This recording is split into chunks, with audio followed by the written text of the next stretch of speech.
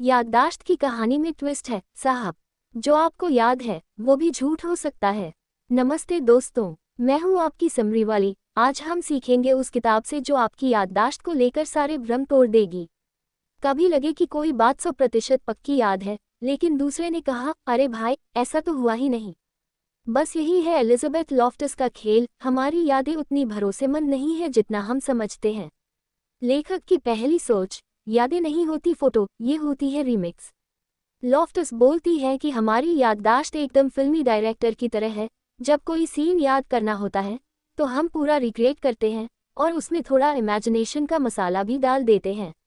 मतलब आपने याद किया कि आप क्लास में सबसे पहले पहुंचे थे, लेकिन सच में आप 5 मिनट लेट थे। तो आपके दिमाग ने थोड़ा एडिटिंग कर दी क्योंकि ईगो को ठेस न पहुंचे। यहाँ यादें आइटम सॉन्ग जैसी होती है, हर बार रिमिक्स में आती हैं। लेखक की दूसरी सोच, फॉल्स मेमोरीज, मतलब आपने जो कभी किया ही नहीं वो भी याद हो सकता है। लॉफ्टस ने रिसर्च में दिखाया कि अगर आपको बार बार बोला जाए कि बचपन में आप मॉल में खो गए थे, तो आप सचमुच उसे याद करने लगते हो, जैसे करण जौहर की फिल्म का फ्लैशबैक। मतलब अगर कोई आपको बार बार बोले कि तू वो लड़का है जिसने 5th क्लास में टीचर को जवाब दिया था, तो आप मान भी सकते हो, भले आपने कभी नहीं दिया हो। फॉल्स मेमोरीज इक्वल्स दिमाग की बनी हुई मनगढ़ंत कहानी, लेकिन हमें लगती है 100% सच। लेखक की तीसरी सोच, गवाहों की याददाश्त कोर्टरूम नहीं, सास बहू सीरियल है। ऑथर बताती है कि आईविटनेस टेस्टिमनी यानी गवाहों की याददाश्त पर आंख मूंद के भरोसा नहीं किया जा सकता। कोई क्राइम सीन में क्या देखा, कैसे देखा, उस पर लोगों की बातें, पुलिस की पूछताछ और न्यूज की हेडलाइंस का असर पड़ता है। मतलब अगर किसी ने कार एक्सीडेंट देखा और बाद में उससे पूछा तेज रफ्तार से टकराई थी ना, तो उसका दिमाग खुद बोल देगा हाँ तेज ही थी, क्योंकि सवाल में ही थ्रिलर था। लेखक की चौथी सोच, यादें होती है सजेस्टेबल, जैसे बॉलीवुड डायरेक्टर स्क्रिप्ट बदल दे। लॉफ्टस बताती है कि अगर कोई अथॉरिटी फिगर जैसे टीचर, पुलिस या कोई थेरेपिस्ट आपको कोई चीज़ बार बार कहे, तो वो आपकी यादों का हिस्सा बन सकती है। इमेजिन करो कोई बोले कि आपके बचपन में कुछ ट्रॉमेटिक हुआ था, तो आप वो यादें बना भी सकते हो, भले वो हुआ ही ना हो। ये वही टेक्निक है जिससे कुछ थेरेपिस्ट्स अपने मरीजों की झूठी पेनफुल यादें बना देते हैं जो कभी हुई ही नहीं थी। पूरा साइकोलॉजिकल मसाला ड्रामा चल रहा है यहाँ। लेकिन इसका अच्छा इस्तेमाल भी किया जा सकता है, जैसे माँ बाप या टीचर यदि बच्चे को बार बार ये कहते रहे कि तू होशियार है, उस बच्चे के दिमाग में खुद के बारे में अच्छी यादें बन जाती हैं, चाहे वो हुई हो या ना हुई हो।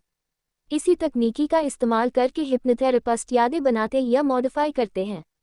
लेखक की पांचवी सोच से पहले जरा एक सवाल, अगर अब तक की बातें आपको चौंका रही हैं, तो वीडियो को जरा रिवाइंड मत करना, बस लाइक, शेयर, सब्सक्राइब जरूर कर देना।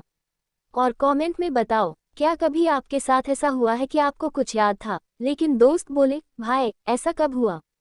हमें सुनाओ अपने मेमोरी ब्लूपर्स, चलो साथ हंसते हैं। लेखक की पांचवी सोच, फ्लैशबैक मेमोरीज, सबको लगता है याद है पर डिटेल्स गड़बड़।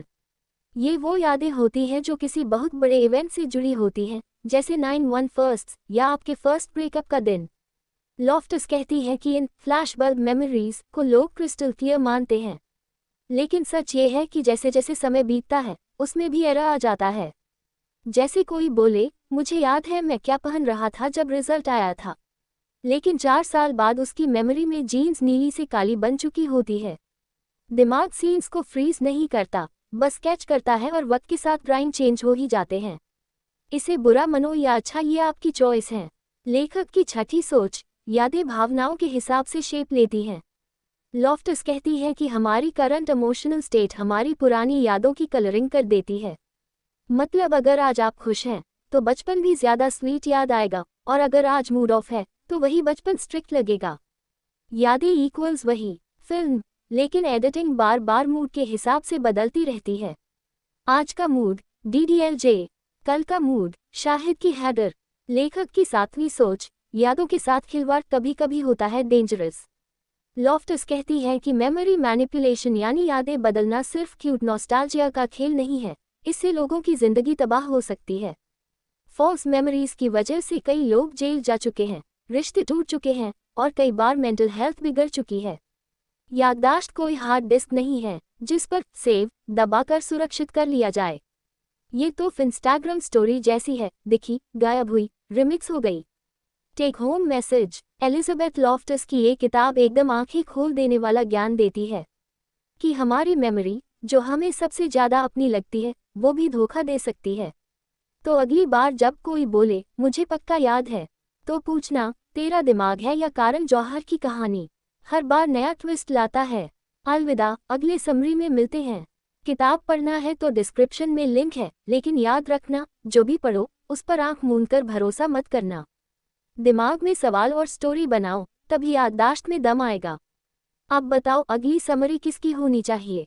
मेमोरी से बाहर निकले या थोड़ा ब्रेन हैकिंग की तरफ बढ़ें? आपके जवाब का इंतजार रहेगा, मेरे देसी मूवी लवर फ्रेंड।